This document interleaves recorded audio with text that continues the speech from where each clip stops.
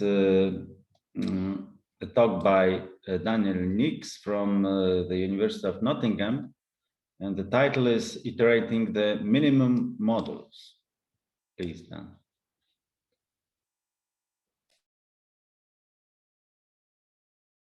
I guess you should switch on the microphone.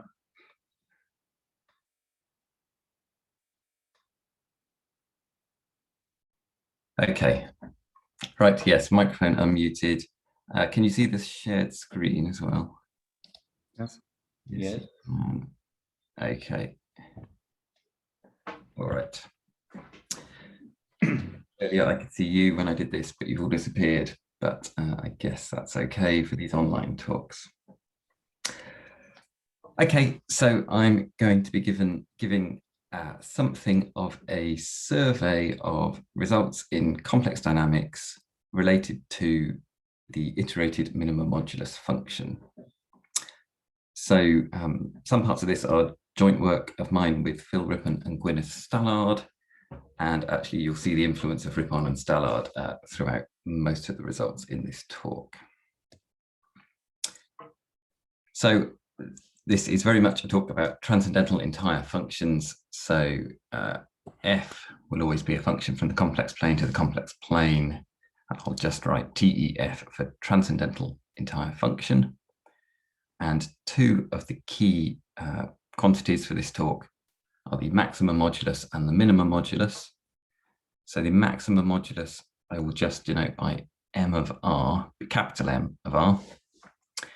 So the function f will disappear from the notation, but it is there. So the maximum modulus is, as usual, the maximum of the modulus of f as z goes around a circle of radius r.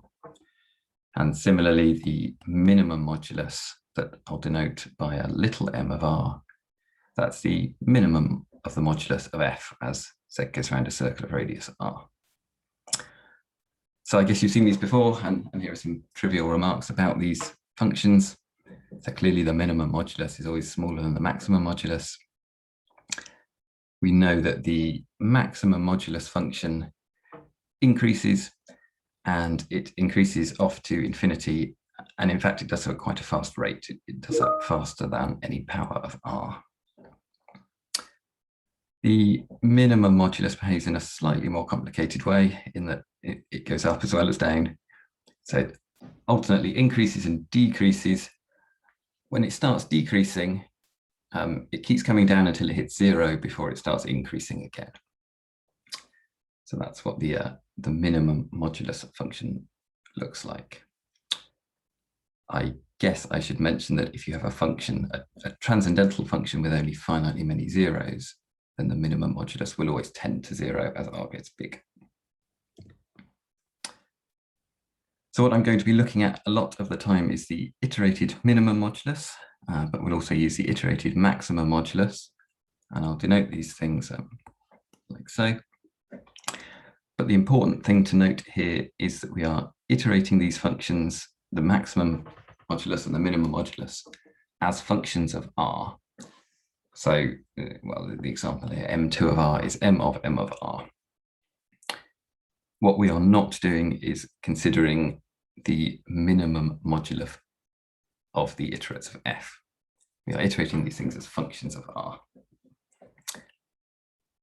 Okay, I realize that this is one of those talks where if you miss the definitions on the first slide, then nothing else will make sense. So in particular, we need to know that little m of r is the minimum modulus, and that this is what we mean by the iterated minimum modulus. Ooh, why have we gone blank?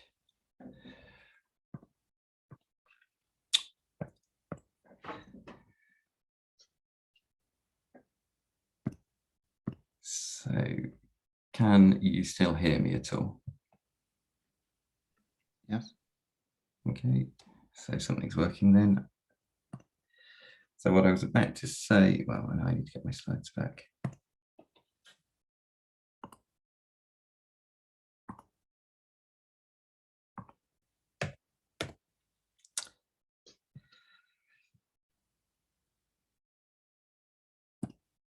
This,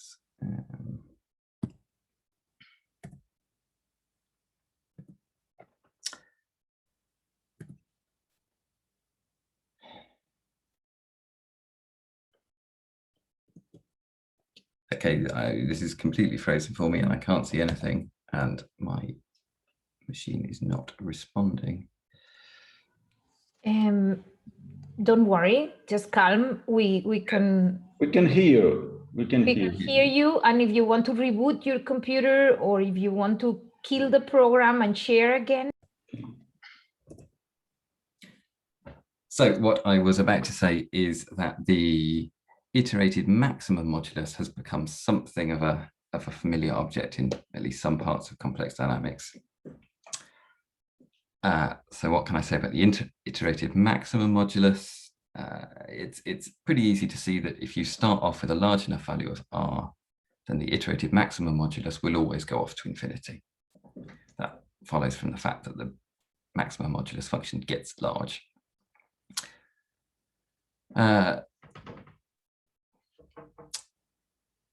So this iterated maximum modulus, it's become important partly because of the fast escaping set.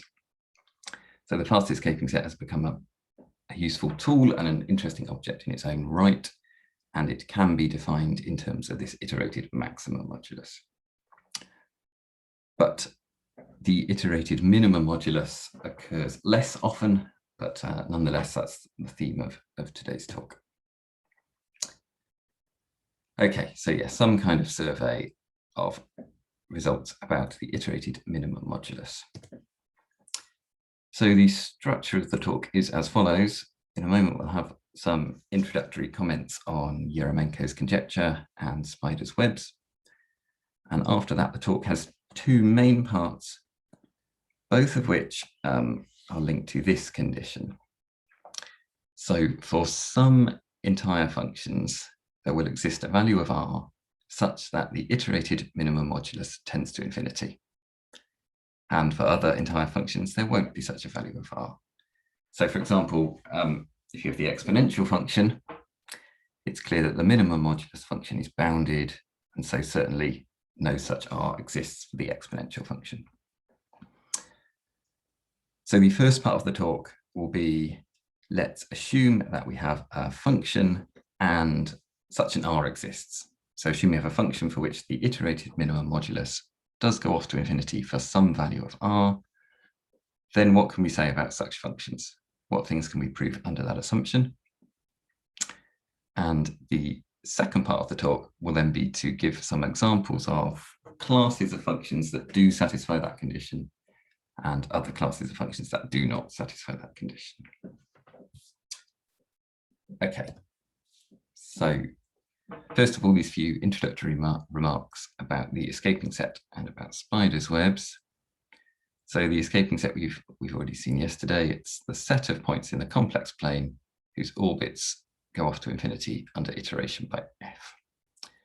And Yermomenko introduced this in 1989. He showed that it's got a close relationship to the Julia set. In particular, if you know what the escaping set of a function is, then you know what the Julia set of the function is. And he proved that all components of the closure of the escaping set are unbounded, which led him to ask the question, is it always true that all components of the escaping set are unbounded? And this is what we now know as Yermomenko's conjecture.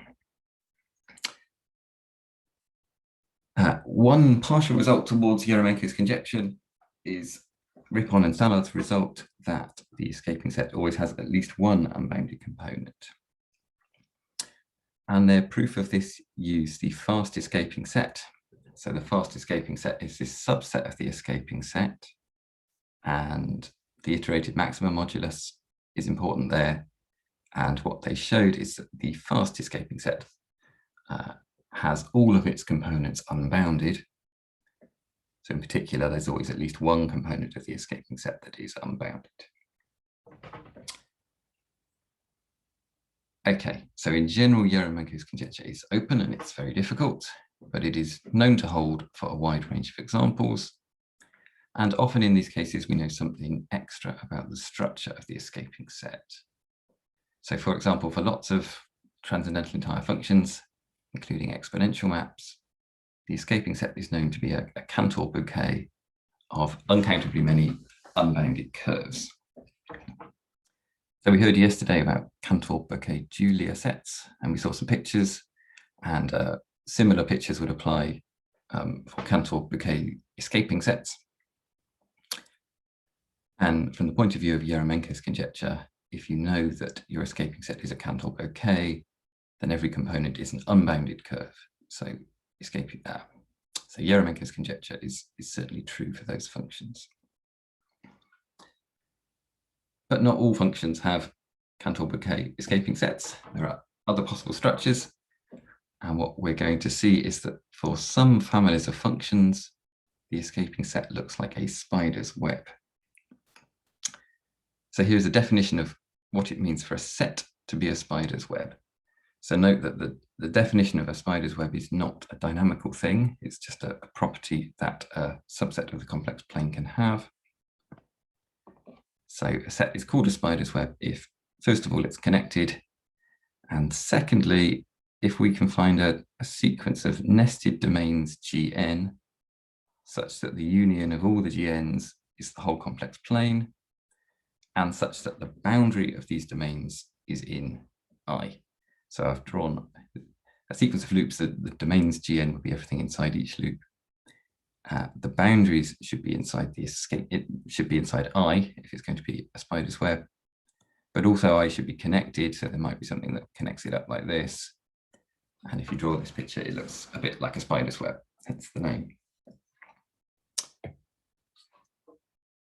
So a trivial remark here. If you can show that the escaping set of a function is a spider's web, then in particular, from the first part of the definition, that means the escaping set is a connected set.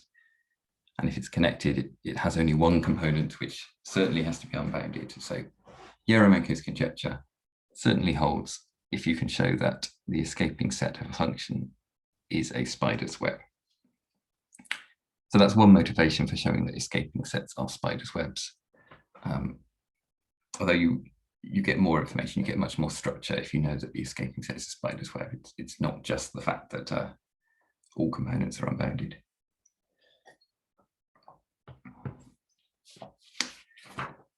Okay. So that was the sort of introduction bit. Now we'll have part one. So in this part of the talk, the general idea will be assume that we have a function f for which there does exist some radius r at which the iterated minimum modulus goes off to infinity. Then what interesting things can you say about the dynamics of the function?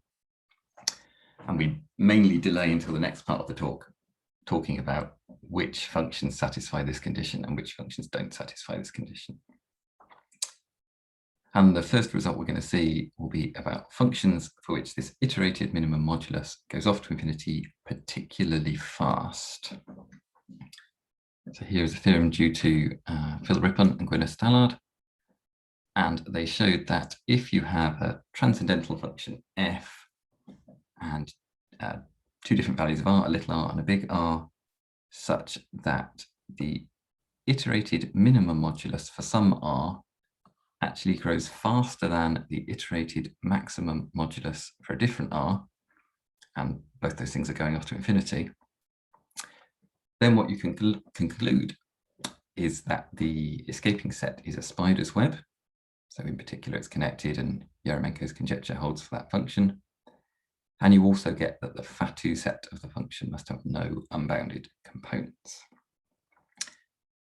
So I'd characterize this theorem as having quite a strong condition. This condition looks very strong, but then also you get very strong conclusions, right? You get an I of F spider's web, and you get this thing about the Fatou sets too. But at first glance, this condition looks so strong that you wonder if there are any functions for which the iterated minimum modulus can beat the iterated maximum modulus. But in fact, they showed that there are lots of functions for which this condition holds. In particular, so these bullet points at the bottom are further results of Phil and Gwyneth. So they show that if you know that your function has a multiply connected Fatou component, then this condition holds that there's some iterated minimum modulus that beats some iterated maximum modulus. That condition also holds if you assume that your function doesn't grow too fast and that it grows somehow in a regular way. So this bullet point is very vaguely worded. Phil and Gwyneth have a result that makes this precise. In fact, they can say precisely what they mean by growing not too fast, and they can say precisely what they mean by regular growth. So when I talk about the growth of a function, I mean the growth of the maximum modulus. And this thing about regular growth seeks to rule out the maximum modulus growing very fast some of the time and very slowly at other times. And these sorts of conditions have been considered by lots of other authors, so functions that grow not too fast and kind of regularly. And in particular, I wanted to mention that Hinkinen and Miles proved some results that were quite similar to those of Rippon and Starr. And then our final bullet point here is that if you have a function f which grows extremely slowly, then it will satisfy this condition. And here, extremely slowly means that the log of the maximum modulus is smaller than log r divided by some iterated log of r. Okay, that's another theorem of Phil and Gwyneth at the bottom. Okay. So the conclusions of this theorem are, first of all, that the escaping set is a spider's web. So that has something to do with Yermomenko's conjecture. And the second conclusion is that the Fatou set has no unbounded components. Why is that of interest? Well, one reason is that it connects to Baker's conjecture. And I'm now going to have a digression for a couple of slides to talk about Baker's conjecture. So he conjectured around about 1981 that if you have a transcendental entire function with order less than a half or order a half minimal type, then the Fatou set has no unbounded components. So I guess at this point I need to remind you what we mean by order and what we mean by minimal type. So the order, which I might denote by rho of f, it's this lim sup of the log of maximum modulus over log r. And I'll just run through the classic examples for the order. So the exponential function has order 1. The exponential of z to the n has order n. Exponential of the exponential has infinite order. Cosine of the square root of z has order a half. So the rough rule is that if a function has order rho, then the log of the maximum modulus looks a bit like r to the power rho. We say that a function has order a half minimal type if it's got order a half, but actually it's kind of one of the smallest possible order a half functions. So the log of the maximum modulus is a little bit less than square root of r.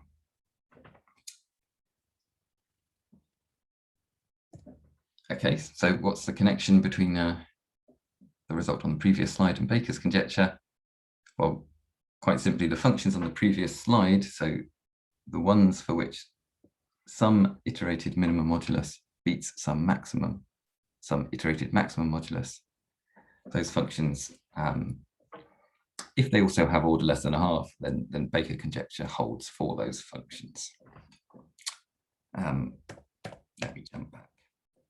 So this theorem said, if this condition is satisfied, then the Fatou set has no unbounded components.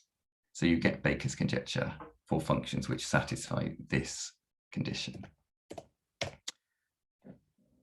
But you can't use this as a scheme to prove Baker's conjecture in general, because there are lots of functions for order less than a half which do not satisfy this particular condition. And you can't even use this to try to prove Baker's conjecture for all functions of order 0, because there are functions of order 0 that do not satisfy this condition. So I have to contrast two of my remarks now. I think I said on the last slide that if a function grows extremely slowly, then there is an r for which the iterated minimum modulus beats the iterated maximum modulus. That extremely slow is slower than just order 0. Order 0 is not slow enough to guarantee that this condition holds. Okay, So what else do we know about Baker's conjecture? Well, thanks to a result of Zhangs, we essentially don't have to worry about periodic or pre-periodic components. So Zhangs proved that if you have a function of order at most a half minimal type, all the periodic and pre-periodic components of the Fatou set are bounded. And for that result, order a half is sharp. So there are functions of order a half, but not minimal type, for which there are unbounded periodic Fatou components. So the half must be sharp in Baker's conjecture. Now, in view of Zhangs' result, if you're trying to prove Baker's conjecture, all that is left is trying to rule out the existence of unbounded wandering Fatou components. And I'm not going to resolve Baker's conjecture, but I'm going to give a partial result. And it is a partial result about real entire functions.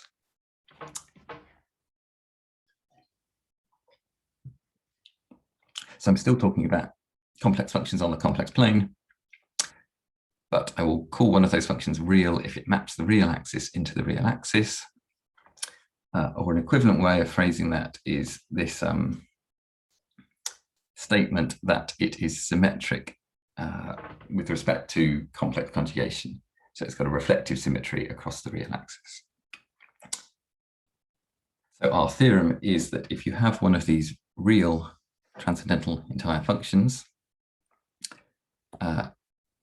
if the order of the function is less than 1, so I've pushed up a bit higher, not just less than a half, but less than 1, but I'm also asking that all the zeros of my function lie on the real axis, then the conclusion we get is that this function can't have any orbit of unbounded wandering Fatou components. So what you can't have is an unbounded Fatou component that maps to a different unbounded Fatou component that maps to a different one, and so on. Okay, the theorem says that that kind of thing is ruled out for real functions of order less than 1 with only real zeros. What you could have, or what is not ruled out by this theorem, is having an unbounded Fatou component that is wandering, but it maps onto bounded components. That situation is not ruled out by this theorem, but the situation changes there if you're only interested in functions of order at most a half minimal type because of an old result due to Wiemann. So Wiemann proved that if you have a function whose order is at most a half minimal type, then the minimum modulus is unbounded. So one consequence of this, if you have a function with an unbounded minimum modulus, then that means that the image of any unbounded set will again be an unbounded set. So if you had one Fatou component that was unbounded and wandering, all the things it got mapped onto would also be unbounded wandering Fatou components. And that's ruled out by our theorem here. So if we put together the theorem, Wiemann's result and Zhangs' result, then we get that Baker's conjecture holds for all real transcendental entire functions with only real zeros. So the theorem here raises a question.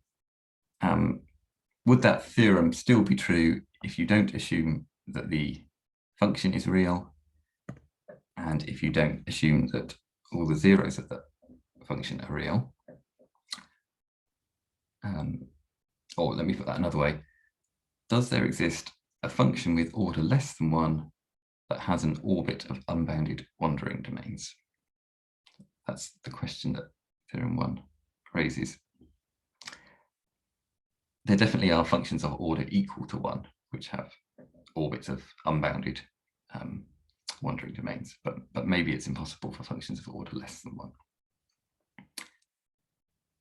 Okay, that is the end of my digression on Baker's theorem. So I'll just pause for a moment in case there's any questions on anything so far.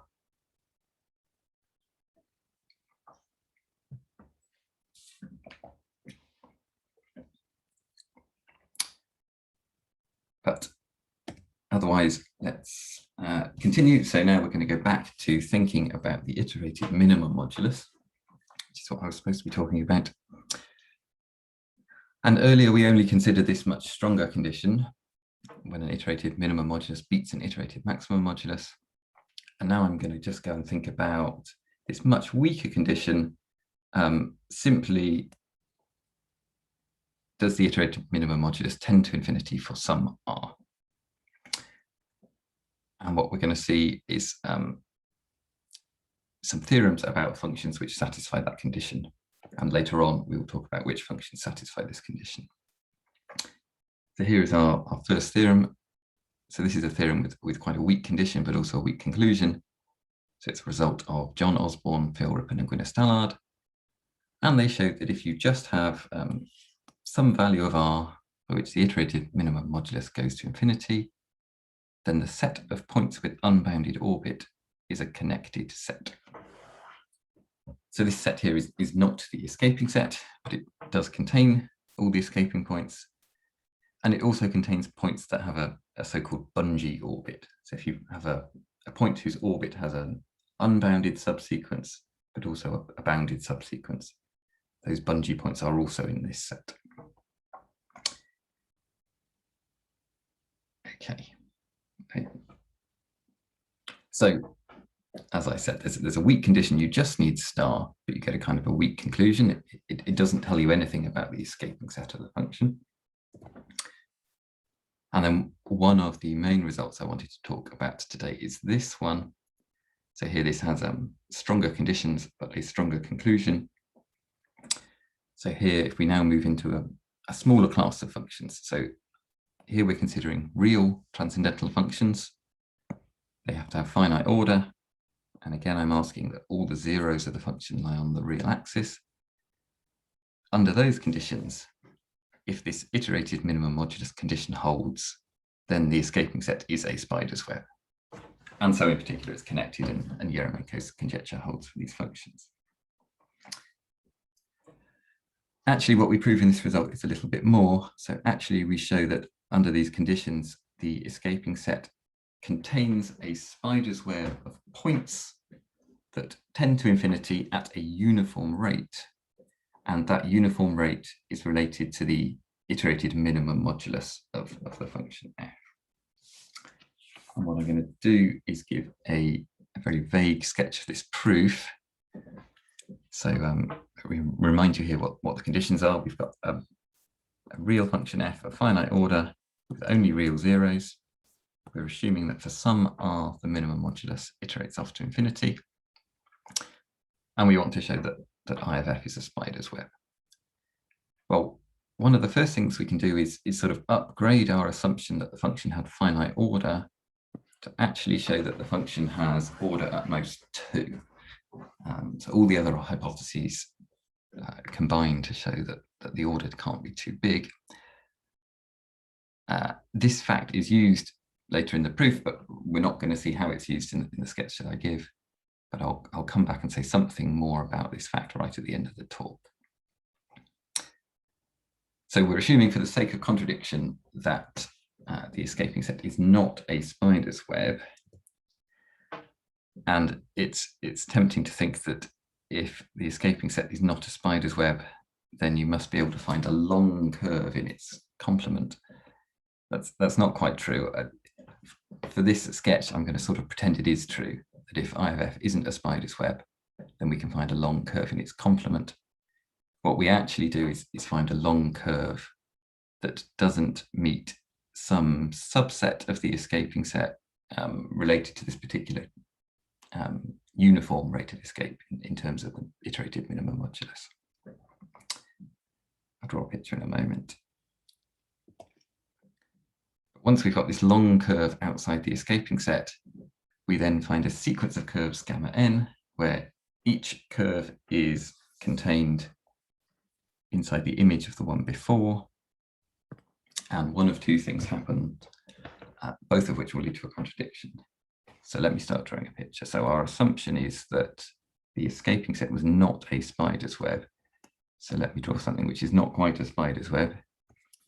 So in black, there is a picture of the escaping set. And our first step was to say, well, if it's not a spider's web, then we can find some long curve gamma naught that misses it. And now the first possibility is that when you look at the image of gamma naught, it contains some even longer curve. So this curve starts somewhere with a fairly small modulus and goes out to somewhere with a fairly big modulus. And the first possibility is that this keeps happening. So as you keep iterating and looking at the image of each gamma, the images stretch more and more and they get longer and longer out towards infinity. Well, if this keeps happening forever, then you'd certainly have a point somewhere in gamma naught which iterates out through the sort of top parts of these long curves. So in particular, you'd have some escaping point in gamma naught, but that's a contradiction because gamma naught was supposed to be disjoint from the escaping set. So that can't happen. So that brings us to the second case. So I want to draw the same sort of picture of the escaping set. And then what we show is that if that repeated radial stretching doesn't happen, then eventually one of the images of these curves must wind all the way around 0. So in general, if I draw something that spirals around 0, okay, if I draw something that winds around 0, it might in general spiral around 0. But because we have this assumption that our function is real, it has this kind of reflective symmetry across the real axis. That means that if you wind around 0, then it must meet its own reflection at least. So somehow we argue that the curve or the curve plus its reflection must cross itself like this, and it must enclose 0 within it. But in this case, we can also arrange that this happens reasonably far out. So there are points of the escaping set inside the curve, and indeed there are points of the fast escaping set inside gamma n, and every component of the fast escaping set is unbounded. So somewhere the escaping set is going to hit gamma n. And again, that's a contradiction. So that can't happen either. So either way, we've got a contradiction, and that's roughly a picture of how that proof goes. Okay. So part 2, we've seen some results about functions with this iterated minimum modulus property. So hopefully that motivates us to go and look for some classes of functions that have this property. And if you're going to try to do that, then actually it's helpful not always to think about the minimum modulus, but instead to think about this other function, m tilde r, which is just the maximum of the minimum modulus over all radii up to r. So a quick graph. So in general, the minimum modulus might look something like this. It goes up and down. So that was m of r. M tilde of r is just a sort of increasing version of this thing. So it's often the case that m tilde of r is easier to estimate from below, for example. It's an increasing function. And the sort of utility of this m tilde is this lemma due to John, Phil, and Gwyneth, which gives us equivalent ways to state our iterated minimum modulus condition. So here, for any transcendental entire function, the following 3 things are equivalent.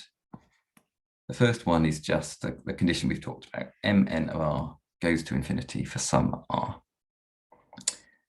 So now what this lemma says is that that is equivalent to simply having m tilde of r being bigger than r for all large r.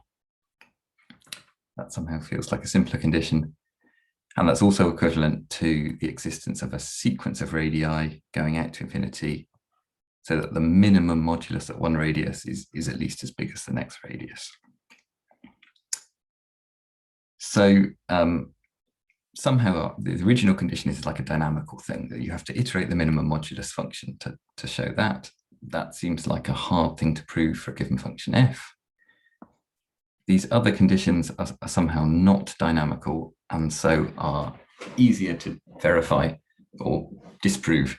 If I give you a particular function f, you've got more chance of showing whether or not these things are true than directly trying to show this thing. Okay, so what did John, Phil and Gwyneth do with this lemma? They produced some classes of functions which satisfy our minimum modulus condition. So here is a part of their theorem. So they prove that for a transcendental entire function, the iterated minimum modulus will go to infinity if any of the following conditions hold. And the first condition is simply if the order of f is less than a half. This is a nice sort of classical thing. I will run through the proof of this part of the theorem in a moment. I kind of just want to emphasize this as it's important for later. They're showing here that any function of order less than half has an R with this property. Okay, they also show that all functions with multiply connected Fatou components have this iterated minimum modulus property. And the final bit of their result that I'm going to state is they show that if f has what they call Heyman gaps, or if f is a finite order function with Fabry gaps, then it has this minimum modulus property. And what do these conditions mean?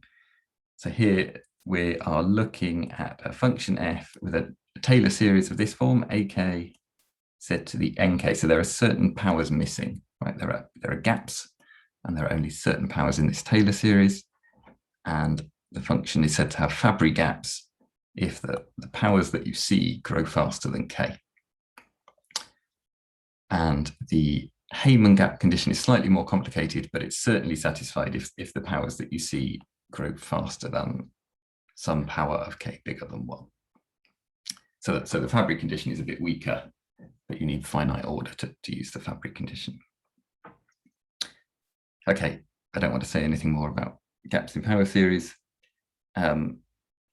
but hopefully this theorem convinces you that there are lots of functions for which this minimum modulus condition does hold. So it's not an empty class of functions. So I promised a quick look at the proof of part A. So if you have a function and its order is less than a half, then choose a number alpha in between. And then this proof uses a version of the cos pi rho theorem due to Barry.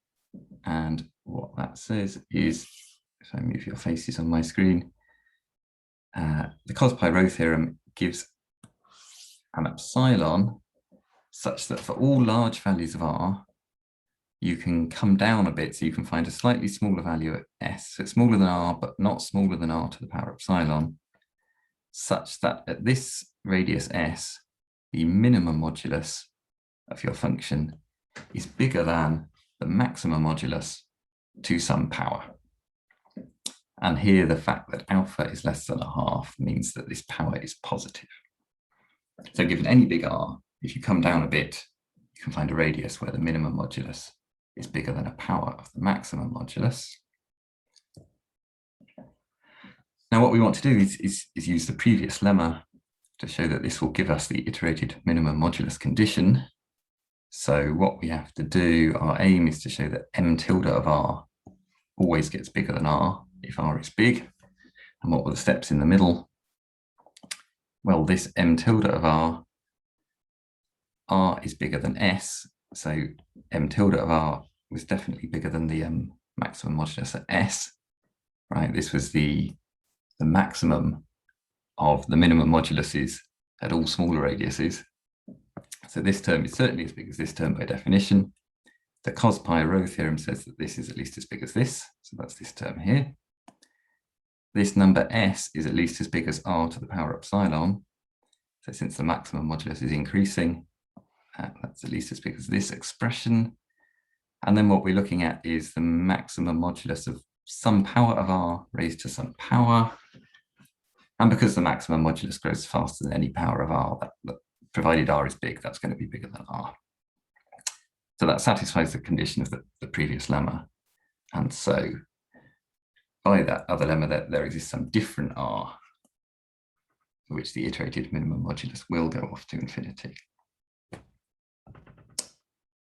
Okay, so the key thing here is that for any function of order less than half, it has this iterated minimum modulus condition.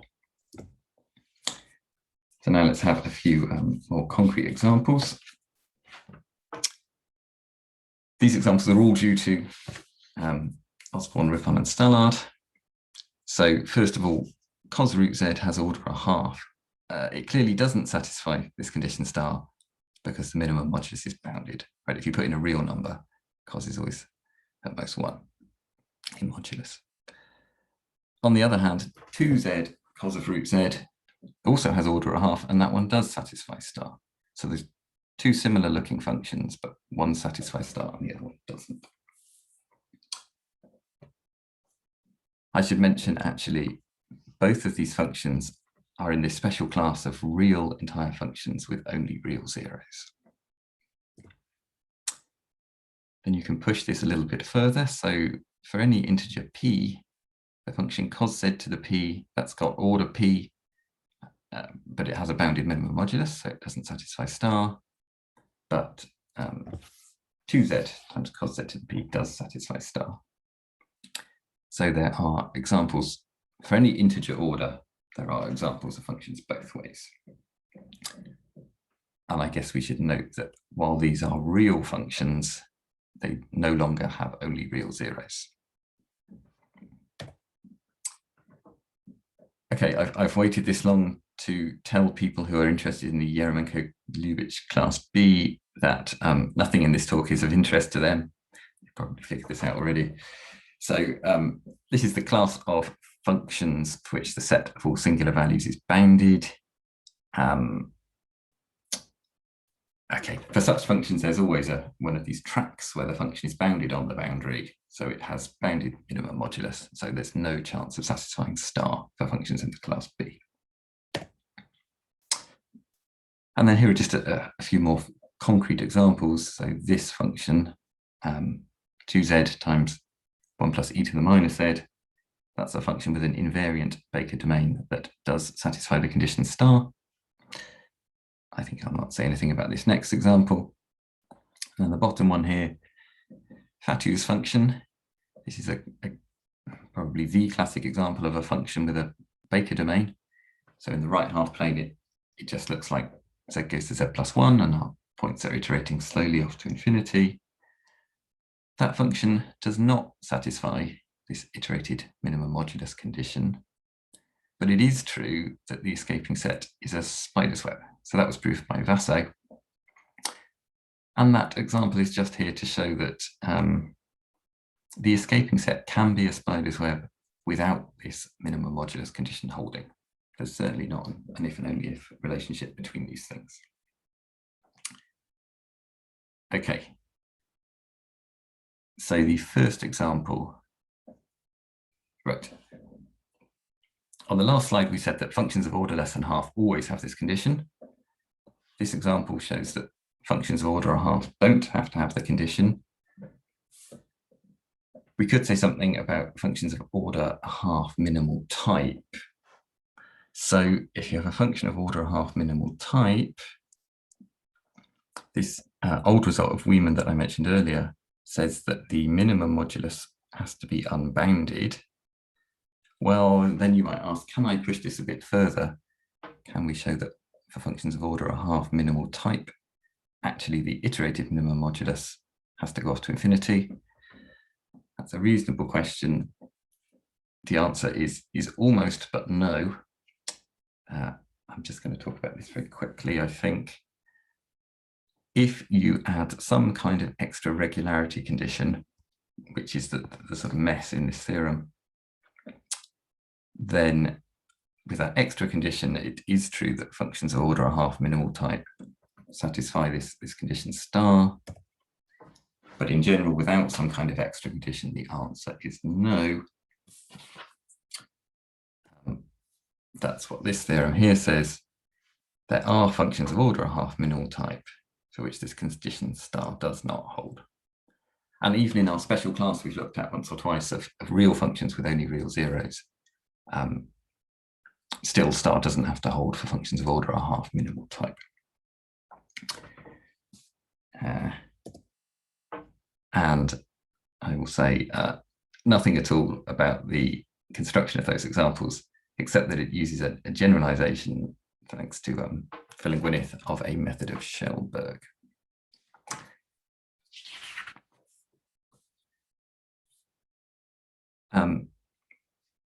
So the theme for the last few moments of the talk is increasing the order. So we said that when the order is less than a half, this condition always holds. I've talked a little bit about order a half minimal type. Now let's let the order get a bit bigger and think about functions with order in between a half and 2. And in this case, we can construct lots of examples. Even in our special class of real functions with real zeros, if you specify any number row between a half and 2, then we can produce an example of a real function with only real zeros and your specified order. Actually, we can produce 2 examples, one for which star holds, another example for which star does not hold. And we construct these examples as infinite products. So if you are trying to build a function of a given order and you want it to have only real zeros, then if you're trying to build it as an infinite product, the only thing you have to do is decide where to put the zeros. And there are kind of 2 extremes to this choice. You can either put the zeros down quite regularly, or you can put the zeros down very irregularly. So if you take the very regular or the very even distribution of zeros, then there's not much gap between the zeros, and somehow the function stays small in between the zeros, and so the minimum modulus always stays small. So this condition star doesn't hold. So the example given here, so not quite cutting edge mathematics due to Hardy in 1905, is if you take row strictly between a half and 1, then this function, which has got its zeros at n to the 1 over row for integer n, that has a bounded minimum modulus, so star fails. The other extreme is you could have great big gaps between your zeros, but you could put down zeros of very high multiplicity in order to achieve the order that you want. But then in those gaps between the zeros, you can get the minimum modulus to be very large, and you can do that in such a way that you can guarantee that the iterated minimum modulus will go off to infinity for certain R values. Okay, so why am I only giving you examples of order up to 2? Why does this theorem not go higher than 2? And the answer to that is that there aren't any examples for order bigger than 2. So here's our final theorem. So if you have a transcendental entire function that's got finite order bigger than 2, and the function has only real zeros, although it no longer has to be a real function, then we have 2 conclusions. Part A says that there is a ray from the origin along which the function tends to 0. So this is a nice classical looking statement, but it appears to be new. And the second part of the theorem says that under these conditions, 0 is a deficient value of f. I will say nothing about that because I'm running out of time. Okay, and I won't say anything about the proof either. To say how does this connect to our iterated minimum modulus condition? Well, either of the conclusions of this theorem is enough to imply that the minimum modulus tends to 0. So certainly the iterated minimum modulus is not going to go to infinity in that case. So the picture is when the order is less than a half, all functions that satisfy star. When the order is between a half and 2, you can come up with real functions with only real zeros that do satisfy star, and also ones that do not satisfy star. And then when the order is bigger than 2 but finite, if you want only real zeros, then there are no functions for which the iterated minimum modulus goes to infinity.